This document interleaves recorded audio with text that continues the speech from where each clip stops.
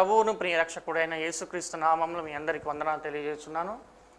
ఈ దినమునకు ఏర్పాటు చేయబడినటువంటి దేవుని ఒక వాక్యమును చదువుకుందాం. యోహాను సువార్త 20వ అధ్యాయం 2వ వాక్యం చదువుకుందాం. గనుక ఆమె పరిగెత్తుకొని సీమోను పేతురును వద్దకును యేసు ప్రేమించిన ఆ మరి యొక్క శిష్యుని యొద్దకును వచ్చి, ప్రభువు సమాధిలో నుండి ఎత్తుకొని పోయిరి, ఆయన్ను ఎక్కడ ఉంచిరో ఎరుగమని చెప్పాను. ఆమేన్. దేవునికి స్తోత్రం. హల్లెలూయా. మన ప్రభువును రక్షకుడైనటువంటి నజరేయుడైన యేసు క్రీస్తు నామంలో మీ అందరికీ ప్రత్యేకమైన వందనాలు. Good morning. Have a nice day. May God bless you. ఈ అనుదిన ఆధ్యాత్మిక కార్యక్రమాన్ని మీరు చూస్తున్నారని నేను భావిస్తున్నాను. ఎవరైనా ఫస్ట్ టైం ఎవరైనా చూస్తున్నట్లయితే వారికి ప్రత్యేకమైనటువంటి వందనాలు తెలియజేస్తున్నాను. ప్రభు కృపను బట్టి 2020 సంవత్సరం జనవరి 1వ తేదీ నుంచి ఆరంభించినటువంటి ఈ ఆధ్యాత్మిక కార్యక్రమం ప్రభు కృపను బట్టి ఇప్పటివరకు కొనసాగింది. లాక్డౌన్ టైంలో కూడా ఏదో దేవుని కృపను బట్టి కొనసాగింది, ఆగిపోలేదు. ఇలా అనుదినము ఏదో వారానికి ఒకసారి 2 సార్లు 3 సార్లు వాక్యం చెప్పడం అంటే సులభం, కానీ డైలీ ఏదో అక్కడ ఇక్కడ హియర్ అండ్ దేర్ అన్నట్టుగా కాకుండా ఒక అధ్యాయం నుంచో మెల్లగా ఒకే పుస్తకం నుంచి, ఒకే సువార్త నుంచి, లేకపోతే ఒకే అధ్యాయంలోంచి ఒక 30 సందేశాలని చెప్పడం అనేది అంత సులభమైన విషయం కాదు. దీనికి ప్రభు కృప కావాలి, దేవుని కృప కావాలి. స్తోత్రం. మానవ జ్ఞానం సరిపోదు, మానవ జ్ఞానానికి అతీతమైనటువంటి దైవ ప్రత్యక్షత కావాలి. దేవుడు అనుగ్రహిస్తాడు. దేవుని స్తోత్రం. హల్లెలూయా. రండి, ఈ సమయంలో మనం దేవుని వాక్యాన్ని ధ్యానించుకుందాం. ఒక ప్రాముఖ్యమైన విషయం, మీకేమన్నా ప్రార్థనా విషయాలు ఉన్నట్లయితే మీరు ఖచ్చితంగా తెలియజేయండి. ఎందుకంటే అక్కడక్కడ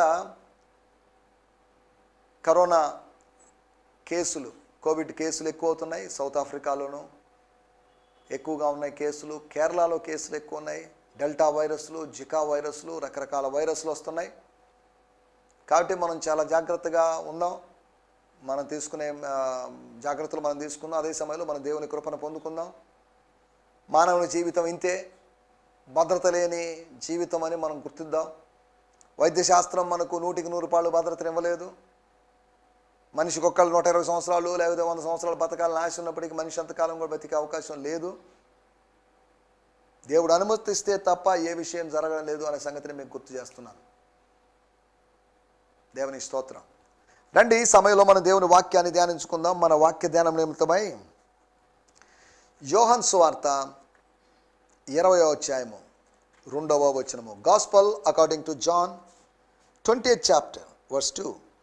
గనుక ఆమె పరిగెత్తుకొని సీమోను పేతురు వద్దకును యేసు ప్రేమించిన మరి యొక్క శిష్యుని యొద్దకును వచ్చి, ప్రభువును సమాధి నుండి ఎత్తుకొని పోయిరి, ఆయన్ను ఎక్కడ ఉంచిరో ఎరుగమని చెప్పాను. స్తోత్రం. నేను చదువుతున్నాను వాడుక భాషలో నుంచి. అందువలన ఆమె సీమోను పేతురు దగ్గరకు యేసు ప్రేమించిన ఇంకొక శిష్యుని దగ్గరికి పరిగెత్తుకుంటూ వెళ్ళి వాళ్లతో, ఎవరో ప్రభువును సమాధి నుండి తీసుకువెళ్ళారు, ఎక్కడ ఉంచారో తెలియదు అని అనింది. ఆమె యొక్క ఆ వేగం చూడండి, లేకపోతే ఆత్రం చూడండి, ఆ ఆరాటం చూడండి, ఆ తపన చూడండి. ప్రభువును ఎవరో తీసుకొని పోయారు. అలా ఎందుకు జరిగింది ఏం అర్థం కాని పరిస్థితి. నేను చదువుతున్నాను ప్యాషన్ ట్రాన్స్లేషన్ నుంచి.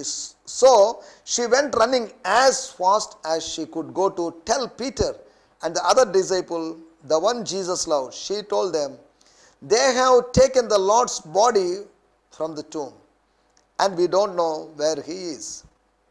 మరలా చదువుతున్నాను. So she went running as fast as she could to go tell Peter and another disciple, the one Jesus loved. She told them, they have taken the Lord's body from the tomb and we don't know where he is. ఆమె పరిగెత్తగలిగినంత వేగంగా పరిగెత్తింది. తన జీవితంలో తను ఎప్పుడు అలా పరిగెత్తుండదు. తన కోసం పరిగెత్తడం కాదు, తన ప్రభువును గూర్చిన వార్త తెలియజేద్దామని. దేవుని స్తోత్రం. సువార్త సేవలో పరిగెడుతున్నావా, లేక నీ పరుగు ఆపేసి ఎవరి ద్వారానో అడ్డగించబడి ఆగిపోయినావా? నీ పరుగు ఆపకు, ముందుకు సాగాలి నువ్వు. దేవుని స్తోత్రం, హల్లెలూయా. మనము గత 10 ఎపిసోడ్లో యోహాను సువార్త 20వ అధ్యాయం 1వ వచనాన్ని గురించి ఆలోచించాం. మనం ఇప్పుడు 20వ అధ్యాయం 2వ వచనాన్ని చదువుకున్నాం. అబల అనుభవాలు. అబల అంటే బల అంటే బలము, అబల అంటే బలం లేనిది అని అర్థం. బలము లేని వ్యక్తి అనగా బలము లేని వ్యక్తులందరని కాదు, బలము లేని మరియ యొక్క అనుభవాలు, బలము లేని మగ్ధలేని మరియ యొక్క అనుభవాలు. అదేంటండి, స్త్రీలు బలహీనులేనా? స్త్రీలను బలహీనులుగా చేయడం ఎంత వరకు సమంజసం? జీవమను కృపావరము విషయములో పురుషునితో పాటు పాలివారై ఉన్నారు కదా. కాబట్టి అటువంటి స్త్రీలు ఎలా తక్కువ? స్త్రీలు తక్కువ నేను అనలేదు. స్త్రీలని పురుషుని దేవుడు సమానంగా పెట్టాడు. ఆదాముకు సాటి అయిన సహాయంగా అవను తయారు చేశాడు. తక్కువగాను కాదు, కాస్త తక్కువగా, బలంలో తక్కువ, జ్ఞానంలో తక్కువ అని కాదు. సాటి అయిన సహాయం చేయాలంటే సమానమైనటువంటి బలం, సమానమైనటువంటి జ్ఞానం కావాలి. దేవుని స్తోత్రం, హల్లెలూయా. స్త్రీ పురుషులు సమానమే. అదే సమయంలో క్రీస్తులో స్త్రీ అని లేదు, పురుషుడని లేదు, అది వేరే విషయం. దేవుని స్తోత్రం, హల్లెలూయా. ఇక్కడ మనం ఆలోచిస్తున్న విషయాల్లోకి వచ్చేద్దాం. అబల యొక్క అనుభవాలు. అబల అని ఎందుకు అన్నాము అంటే, అందరూ కూడా బలం లేని వాళ్ళే, ఎవరు బలవంతుడేం కాదు. రోమీలకు రాసిన పత్రిక 5వ అధ్యాయము 6వ వచనంలో మనం గమనిస్తే అక్కడ ఒక మాట రాయబడింది. మనందరం ఎలా ఉన్నాము, మన పరిస్థితి ఏంటి, దేవుడు మనల్ని కొలిచినప్పుడు మనం ఎలా కనిపిస్తున్నాం అనే మాటలు మనం చూడగలం. ఏలయనగా మనం ఇంకా బలహీనులమై ఉండగా క్రీస్తు యుక్త కాలమున భక్తిహీనుల కొరకు చనిపోయేను. ఎస్, దేవుని స్తోత్రం, హల్లెలూయా. ఈ అధ్యాయంలో 3 సార్లు మనం ఏమై ఉన్నామో చెప్పబడింది. 6వ వచనం, నిజానికి మనలో శక్తి లేని సమయాన భక్తిహీనులమైన మన కోసం క్రీస్తు మరణించాడు. శక్తిని కోల్పోయి భక్తిహీనులుగా మారినప్పుడు, భక్తిని కోల్పోయి మనం బ్రతుకుతున్నప్పుడు, ఆ సందర్భంలో, ఆ నిస్సహాయ స్థితిలో, ఆ టోటల్ డిప్రేవిటీ అని చెప్పబడినటువంటి సమయంలో క్రీస్తు మన కొరకు మరణించాడు. స్తోత్రం, హల్లెలూయా. 8వ వచనంలో అంటాడు, రోమీలకు రాసిన పత్రిక 5వ అధ్యాయం 8వ వచనం, మనం ఇంకనూ పాపులమై ఉండగా అంటాడు. స్తోత్రం. 10వ వచనంలో అంటాడు, మనం ఇంకా శత్రువులమై ఉండగా. అనగా మనం బలహీనులమై ఉన్నాం, పాపులమై ఉన్నాం, శత్రువులమై ఉన్నాం. మనం ఇంకనూ పాపులమై ఉండగా, మనం ఇంకనూ శత్రువులమై ఉండగా, మనకు శక్తి లేని సమయంలో, వెన్ వి వర్ వీక్, ఆత్మీయ బలహీనతలో, శారీరక బలహీనతలో, మానసికమైన బలహీనతలో మనం ఉన్నప్పుడు, దేవుని స్తోత్రం, హల్లెలూయా. మన బలహీనలం, మనందరం బలహీనమే. బలహీనమైన ఘటము అని స్త్రీని గురించి మాత్రం అంటున్నారు. పురుషుడు కూడా బలహీనమైన ఘటమే. బలహీనమైన ఘటమని ఎంచి ఆ ఘటానికి చేస్తున్నట్టుగా పాత్ర పగులుతుందేమో, కొండ పగులుతుందేమో అని జాగ్రత్త తీసుకొని, గ్లాస్ బాటిల్ పగులుతుందేమో అని మనం జాగ్రత్త తీసుకొని, హ్యాండిల్ విత్ కేర్ అన్నట్టుగా మనం అలా చేస్తున్నాం. దేవుని స్తోత్రం. కాబట్టి స్త్రీ బలహీనురాలని భావించడానికి వీలేదు. కొన్నిసార్లు కొంతమంది స్త్రీలు మానసికమైనటువంటి బలవంతులుగా ఉంటారు. అక్కడక్కడ కొంతమందిని చూస్తే యవన కాలంలో భర్తను కోల్పోయి బిడ్డలు ఉన్నప్పటికీ బిడ్డల్ని పెంచి పోషించుకుంటూ ఆ జీవిత సాగరాన్ని ఈదుకుంటూ, నిజంగా వాళ్ళు చేసేటువంటి వాళ్ళ జీవితాలు కొన్ని ఎంత ఛాలెంజింగ్గా ఉంటాయంటే అంత ఛాలెంజింగ్గా ఉంటాయి, ఎంత సవాలుకరంగా ఉంటాయి వాడి జీవితాలు. దేవుని స్తోత్రం, హల్లెలూయా. నేను చదువుతున్నాను 5వ అధ్యాయం 6వ వచనంలో, for that when the time has right the anointed one came and died to demonstrate his love for sinners who were entirely helpless, weak and powerless to save themselves. దేనికి బలహీనులమై ఉన్నాము? To save themselves or to save ourselves. మనల్ని మనం కాపాడుకోలేని బలహీనతలో ఉన్నాం. అది మళ్ళా చదువుతున్నాను. The anointed one came and died to demonstrate his love for sinners who were entirely helpless. కంప్లీట్గా నిస్సహాయ స్థితిలో, వీక్ బలహీనుడు, అండ్ పవర్లెస్. దేవుని స్తోత్రం. Helpless and powerless. To save hour selves. దేవుని స్తోత్రం. మనల్ని మనం కాపాడుకునే విషయాలు కాపాడుకునే, ఎవరు వాడు రక్షించుకోలేడు, మనల్ని మనం రక్షించుకోలేము. ఒక విశ్వాసిని పాస్టర్ రక్షించలేడు, ఒక పాస్టర్ని పెద్ద పాస్టర్ రక్షించలేడు. మనల్ని మనం రక్షించుకోలేని నిర్బలమైనటువంటి స్థితిలో, దుర్బలమైనటువంటి స్థితిలో, దేవునికి స్తోత్రం, హల్లెలూయా, మనమందరం దుర్బలులుగా ఉన్నాం. సరే, ఏదేమైనప్పటికీ మనం విషయాల్లోకి వెళ్దాం, పాయింట్స్లోకి వెళ్దాం. 3 పాయింట్లు మీకు జ్ఞాపకం చేస్తాను, 3 విషయాలు జ్ఞాపకం చేస్తాను. అబల యొక్క అనుభవాలు ఏంటి, ఆమె అనుభవాలు ఏంటి, ఆమెకు ఏం జరిగింది, ఆమె చేసిన కార్యాలు ఏంటి అనే దాని గురించి మనం అర్థం చేసుకుందాం. కాబట్టి ఇప్పుడు ఆమెను అబల అనడంలో మగ్దలేని మరియనో, లేకపోతే యేసు తల్లి అయిన మరియనో, లేకపోతే సూసన్నానో, లేకపోతే ఇంకెవరినో, క్లోపా భార్య, వీళ్ళని ఎవరిని అన్నా కానీ ప్రాబ్లం లేదు, పురుషులను అన్నా కానీ ప్రాబ్లం లేదు అని దేవుని వాక్యం ద్వారా మనం అర్థం చేసుకున్నాం. దానికోసమే రోమాపత్రిక 5వ అధ్యాయం 6వ వచనం చదివింది. స్తోత్రం, స్తోత్రం. మొట్టమొదటి విషయం 2వ వచనం మనం చదువుకున్నట్టే మూలవాక్యమే. గనుక ఆమె పరిగెత్తుకొని సీమోను పేతురు వద్దకును యేసు ప్రేమించిన మరి ఒక శిష్యుని వద్దకు వచ్చి, చాలండి, పూర్తిగా చదవడం లేదు మనం. సీమోను పేతురు దగ్గరికి, యేసు ప్రేమించిన మరొక శిష్యుని దగ్గరికి, అనగా అపోస్తులలో ముఖ్యమైన వాళ్ళు అని పిలువబడేది, chief among the apostles or disciples. మిగతా వాళ్ళ ఎవరి దగ్గరికో, బంధువుల దగ్గరికో, వాళ్ళ దగ్గరికి వెళ్ళిందని కాదు. అయితే మగ్దలేని మరియకు వివాహమైందో లేదో, యేసుతో వివాహమైందని నోస్టిక్ గాస్పల్స్లో, నాగ్ హమ్మాడి అనేటువంటి ప్రదేశంలో దొరికినటువంటి కొన్ని ప్రతుల ద్వారా ఏదో దొరికిందని చెప్తుంటారు. వాటిలోకి మనం వెళ్ళలేదు. డావిన్సీ కోడ్ అనేటువంటి ఆ పుస్తకం కూడా, నవల కూడా దీన్ని వివరిస్తుందని.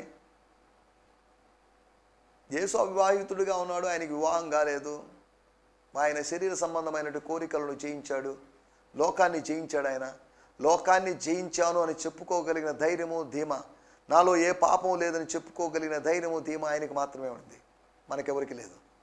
స్తోత్రం. ఆయన పరిశుద్ధుడు, పాపము చేయజాలని దేవుడు, అబద్ధమాడజాలని దేవుడు. దేవునికి స్తోత్రం, హల్లెలూయా. కాబట్టి ఈ స్త్రీ సమాధి దగ్గరికి వచ్చింది, మళ్ళీ తిరిగి వెళ్ళాలనిపించింది. తిరిగి వెళ్ళి ఎవరి దగ్గరికి వెళ్ళాలి? పేతురు దగ్గరికి వెళ్ళాలి, లేకపోతే యోహాను దగ్గరికి వెళ్ళాలి. ముందు వచనాల్లో మనం చదివితే యేసు ప్రభు ఆమెకు ప్రత్యక్షమై సహోదరుల దగ్గరికి వెళ్ళు అని చెప్పాడు. ఇప్పుడు యేసు ప్రభు చెప్పకుండానే తనంతట తనకు కలిగినటువంటి తెలుసుకున్న విషయము, ఈ విషయాన్ని I should inform to my brothers. అంటే దీన్ని బట్టి నాకు అర్థమైనట్టు విషయం ఏంటంటే, ఒక అధికారాన్ని గుర్తించింది. She realised the authority. ఎవరో ఒకరికి పోయి చెప్తే కాదు విషయం, అసలు ఆయనకి పోయి చెప్పామనుకోండి, పిఎల్ దగ్గరికి పోతే పని జరగకపోవచ్చు, నేరుగా అధికారి దగ్గరికి వెళ్ళామనుకోండి, చిన్న స్థాయి వ్యక్తి దగ్గరికి వెళ్తే పని జరగదు, పెద్ద స్థాయి వ్యక్తి దగ్గరికి వెళ్ళాలి. దేవుని స్తోత్రం, హల్లెలూయా. మనం ఆలోచిస్తున్న విషయం ఏంటంటే, షీ రికగ్నైజ్ ద అథారిటీ. మేము స్త్రీలం కాబట్టి సమాజపరంగా, యూదుల సమాజపరంగా, ఇశ్రాయేలు దేశంలో సంస్కృతి పురుషాధిక్య సమాజం కాబట్టి పురుషులకు చెప్పాలని కాదు. యేసు ప్రభు ఉన్న కాలంలో మేమేముంది, ఇంటి దగ్గర కూర్చొని ప్రార్థన చేసేవాళ్ళం, మేమేముంది సమాజ మందిరాలు నేర్చుకునేవాళ్ళం, మాదేముంది ఎప్పుడైనా యేసు ప్రభు శిష్యులు వస్తే భోజనం వండి పెట్టేవాళ్ళం, మాదేముంది మా దగ్గర ఏమైనా మిగుల్చుకున్న డబ్బులు ఇచ్చి సహాయం చేసేవాళ్ళం, అంతవరకు మాదేముంది, we are nothing. But these apostles అనగా పేతురు, యోహాను, వీళ్ళు ప్రాముఖ్యం. కాబట్టి ఒక అధికారాన్ని గుర్తించాలి. ఈ రోజుల్లో చాలామంది అధికారాన్ని గుర్తించకుండా పరిచయం చేస్తూ, ఏందండి పురుషులకు లోబడి ఉండేది అని చెప్పేసి కొంతమంది రకరకాలుగా తిరుగుబాటు చేస్తూ వాళ్ళే సమస్తం అయిపోయి, వాళ్ళే రెవరెండ్ డాక్టర్లు అయిపోయి, ఎంత విచారకరమైన పరిస్థితి. అపోస్తలులుగా 12 మంది పురుషులను ఏర్పాటు చేసుకున్నాడు, కానీ దేవుడిని స్త్రీని ఏర్పాటు చేసుకోలేదు. అలాగని మనం స్త్రీలను అణిచిపెట్టి కాళ్ళ కింద చెప్పులాగో లేకపోతే చెప్పుల కింద తేళ్లాగా మనం పెట్టడం లేదు వాళ్ళని. స్త్రీ సేవ చేయొచ్చు, చేయకూడదని నిందెవరు? స్త్రీ మాట్లాడకూడదని వాళ్ళ మీద ఎన్నో ఆంక్షలు పెడుతున్నాం, కానీ మాట్లాడకూడదు అనే కండిషన్ పెట్టే వాళ్ళకి ఎందుకు దేవుడు నోరు ఇచ్చాడు? వాడికి ఎందుకు నాలుకనిచ్చాడు? మాట్లాడడానికే కదా, స్తుతించడానికి కదా. నోరు లేకపోతే ఎలా స్తుతించగలరు? మనం ఇక్కడ ఆలోచిస్తున్న విషయం ఏంటంటే, ఆమె ఒక అధికారాన్ని గుర్తించింది. యేసుప్రభు చెప్పలేదు పేతురు అధికారమ్మా, పేతురు పోపమ్మా, పేతురు బిషప్ అమ్మా, పేతురే నాయకుడమ్మా అని చెప్పలేదు యేసుప్రభు. కానీ పరిస్థితులను బట్టి, వాళ్ళ మూమెంట్స్ని బట్టి ఒక అధికారాన్ని గుర్తించింది.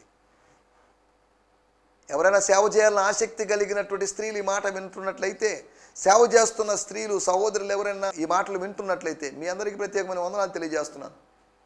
నేను స్త్రీ వ్యతిరేకిని కాదు, అలాగా స్త్రీవాదుల పురుష ద్వేషిని కాదు. ఎవరిని ద్వేషించడానికి వీల్లేదు. ఎవరిని ద్వేషించాలి? స్త్రీని ద్వేషించడానికి వీల్లేదు, ద్వేషించడానికి వీల్లేదు, నిషేధించడానికి వీల్లేదు. పురుషుని నిషేధించడానికి వీల్లేదు, ద్వేషించడానికి వీల్లేదు. ఏ మనుషుడు నిషేధింపదగిన వాడు కాదు. కానీ గుర్తించాల్సిన విషయము, మీ స్థానిక సంఘ కాపరి యొక్క నాయకత్వానికి లోబడి ఉండండి. మీరు పంపబడాలి, సంఘము చేత పంపబడాలి. మీ ఇష్టానుసారంగా పరిచర్య చేయడానికి ఎవరైనా వాళ్ళ ఇష్టానుసారంగా పరిచర్య చేయడానికి పిలవబడలేదు.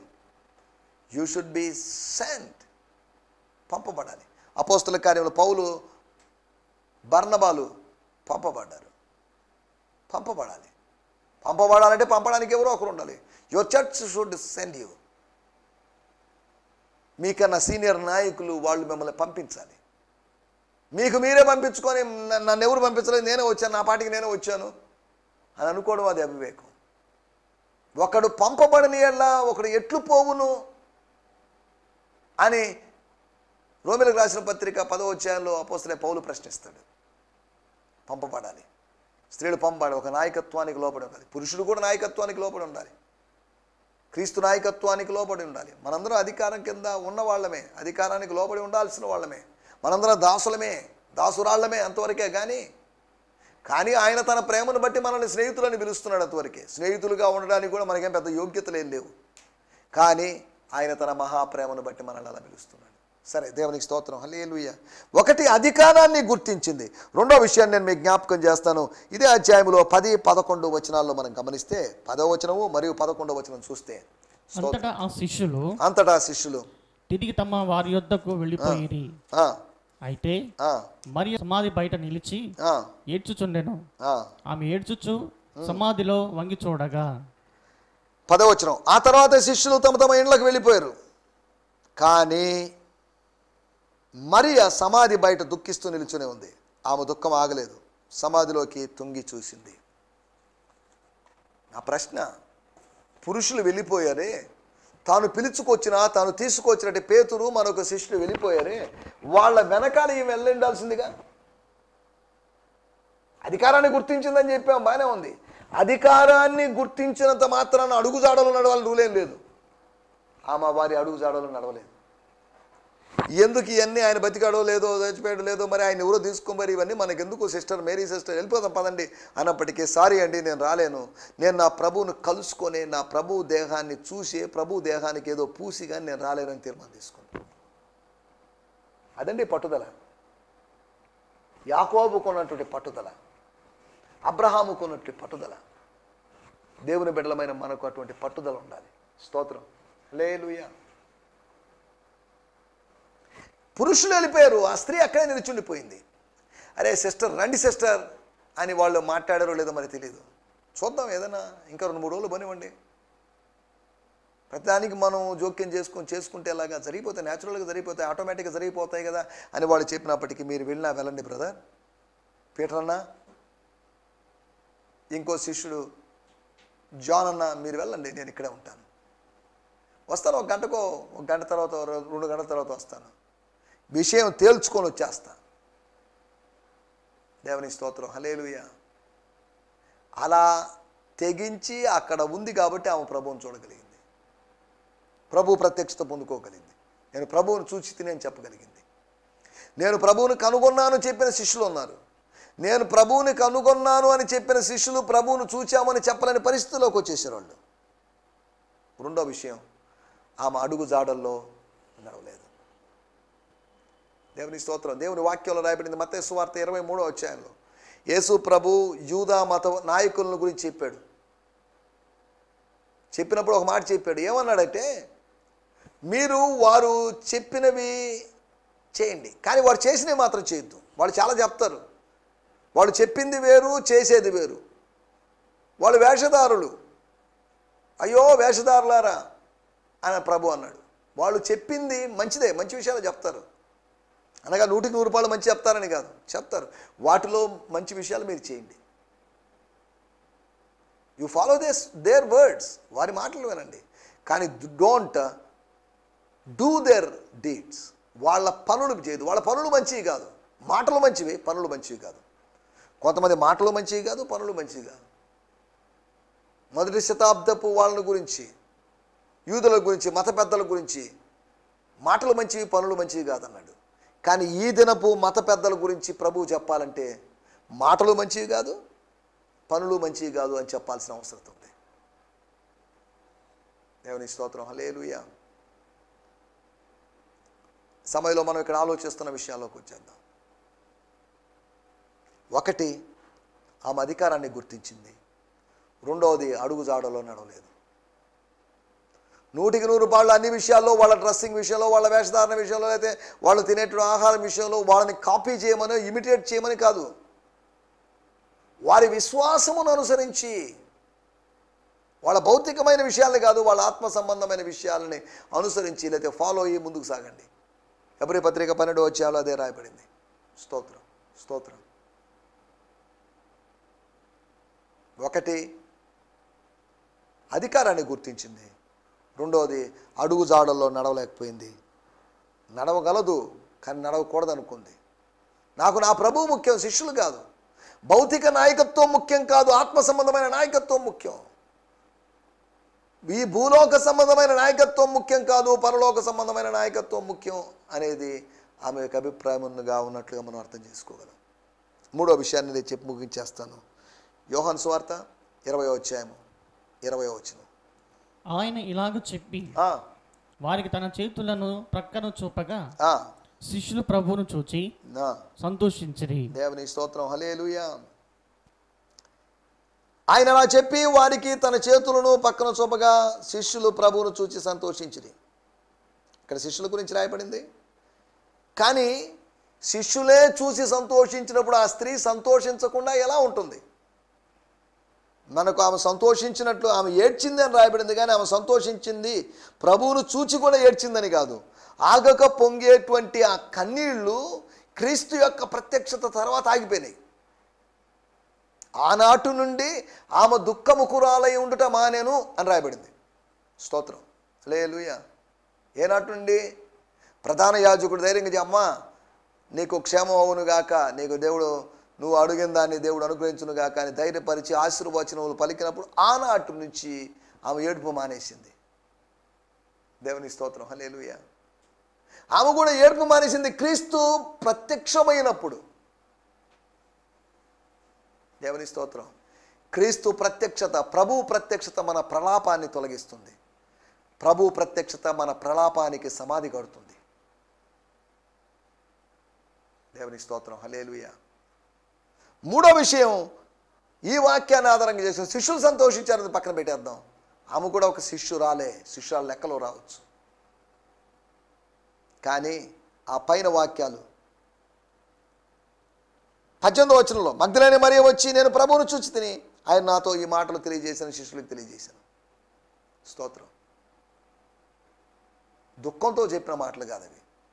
నా ప్రభువుని ఎవరో ఎత్తుకొని పోయారని ఆందోళనతో చెప్పింది. నా ప్రభువును చూచారు అనేటు మాటలు ఆనందంతో చెప్పింది. ఆందోళనతో చెప్పే మాటకి, ఆనందంతో చెప్పే మాటకి తేడా ఉంటుంది. 3 రోజుల తర్వాత తన ప్రభువును కలుసుకుంది. తన ప్రభువును చూడలేను అనుకుంది. దేవుని స్తోత్రం. జక్కయ్య కూడా ప్రభువును చూడలేను అనుకున్నాడు. కానీ చేర్చుకోవడానికి, చెలిమి చేయడానికి యేసు ప్రభు అవకాశం ఇచ్చాడు. నువ్వు ఊహించు వాటన్నిటికంటే నువ్వు మన ప్రభు అధికంగా చేయగలడు. స్తోత్రం. హల్లెలూయా. నా మాటలు నేను ఇక్కడ ముగిస్తున్నాను. మనం ఆలోచించినట్టు 3 విషయాలు. అబల యొక్క అనుభవాల గురించి మాట్లాడుకున్నాం. అనుభవాలు ఏంటి? అధికారాన్ని గుర్తించినటువంటి అనుభవం. రెండోది, అడుగు జాడల్లో అక్షరార్థంగా ఆమె నడవలేదు. అన్నీ చేయాలనే లేదు, అన్నీ చెప్పినట్టుగా లోబడే ఒక బానిస కాదు ఆమె. అబల కానీ ఆమె బానిస కాదు, దాసురాలే కానీ ఆమె బానిస కాదు. ఆమె సర్వెంట్ అయిండొచ్చు, మెయిడ్ అయిండొచ్చే, కానీ స్లేవ్ కాదు. మనం బానిసలం కాదు, మనం దాసులం. కానీ అపోస్తలుడైన పౌలు డూలోస్, క్రీస్తు యేసు దాసుడు అనేదానికి క్రీస్తు యేసు యొక్క బానిస అనే మాటను వాలంటరీగా బానిస అయిపోయాడు. దేవుని స్తోత్రం. స్వతహాగా, స్వయంగా. దేవుని స్తోత్రం. హల్లెలూయా. మూడోదిగా ఆమె ఆనందించింది. శిష్యులు ఆనందించారంటే శిష్యుల కన్నా అధికంగా ఆనందించింది. యేసు ప్రేమించిన శిష్యుడని యోహాను గురించి చెప్పబడింది. యేసును ప్రేమించినటువంటి స్త్రీ ఈ అబల. లేకపోతే ప్రేమించకపోతే అంత ఉదయాన్నే అంత చీకట్లోనే ఎందుకు లేచి వస్తుంది చెప్పండి? ఎవరు పోయి ప్రభు దేహం ఎక్కడుందో చూడు, సుగంధద్రవ్యాలు పోయి అని ఎవరు చెప్పలేదు. తనంతట తాను కలిగిన ప్రేరణ. ఎవరు చర్చికి రా, మందిరానికి రండమ్మా, పాస్టర్ గారు వాట్సాప్ మెసేజ్లు పెట్టాల్సిన అవసరం లేదు, కాల్ చేసి చెప్పాల్సిన అవసరం లేదు, ఎస్ఎంఎస్లు పెట్టాల్సిన అవసరం లేదు. మీ అంతటా మీరు తెలుసుకొని దేవుని మందిరానికి వచ్చి దేవుని ఆరాధించాలి. స్తోత్రం, స్తోత్రం. అట్టి విశ్వాసుల కోసం దేవుడు చూస్తున్నాడు. దయచేసి స్థలంలోంచండి, చిన్న ప్రార్థన చేసుకుందాం. పరిశుద్ధుడైన మా దేవా, మహోన్నతుడా, మీ నామాన్ని స్తుతిస్తున్నాం. అబల అనుభవాలు మీరు మాకు తెలియజేశారు. మగ్దలేని మరి అనుభవాలు మీరు మాకు తెలియజేశారు. అధికారాన్ని గుర్తించినటువంటి అబలగా, అంతేకాకుండా నాయన అడుగు జాడల్లో అన్ని విషయాల్లో నడవనటువంటి ఆ మగ్దలేని మరి గురించి, ఆనందించినటువంటి మగ్దలేని మరి గురించి, ఇంకా చెప్పాలంటే ఆనంద తైలముతో నువ్వు ఆమెను అభిషేకించావు. ఎంతో సంతోషించింది. ప్రభా, మీకు వందనం చేస్తున్నాం. ఆమెలాగా మేము సంతోషించుటకు, ఆమెలాగా అధికారాన్ని గుర్తించుటకు, ఆమెలాగా మానవ నేతలు, మానవ నాయకులకు అక్షరార్థంగా అడుగులకు మడుగులొత్తుతూ బానిసల్లాగా బతకకుండా ప్రభువును బట్టి లోబడి ఉంటూ ముందుకు సాగుతూ సాయం చేయమని అనుకుంటున్నాం. మీరు మాకు నేర్పించిన పాఠాల కొరకే మీకు వందనం చెల్లిస్తూ సకల ఘనత, మహిమ, ప్రభావాలు మీకు ఆరోపిస్తూ యేసుక్రీస్తు నామములోనే ప్రార్థించడుగుతున్నాం తండ్రి. ఆమేన్, ఆమేన్, ఆమేన్. దేవుని స్తోత్రం. మీ అందరికీ ప్రత్యేకమైన వందనాలు. ప్రభు చిత్తమైతే మరొక ఎపిసోడ్లో కలుసుకుందాం. అప్పటి వరకు మీ గిన్నె నిండి పొరలాలని, నూనెతో దేవుడు మీ తలను అంటాలని కోరుకుంటూ, కృపాక్షేమాలు మీ వెంట రావాలని కోరుకుంటున్నాను. దేవుని స్తోత్రం. హల్లెలూయా. ఈ సందేశము మీకు ఆశీర్వాదకరంగా ఉందని నమ్ముచున్నాము. ప్రార్థన అవసరతల కొరకు మమ్మల్ని సంప్రదించవలసిన మా చిరునామా గిద్యోన్ మిషన్ చర్చ్, 6వ వీధి, శాంతినగర్, నెల్లూరు 4, ఆంధ్రప్రదేశ్. పిన్ 524004. మా ఫోన్ నంబర్లు 7036443613 మరి ఒక నంబర్ 9392293010. మా ఈమెయిల్ ఐడి gfihmi2015@gmail.com. దేవుడు మిమ్మును ఆశీర్వదించునుగాక. ఆమేన్.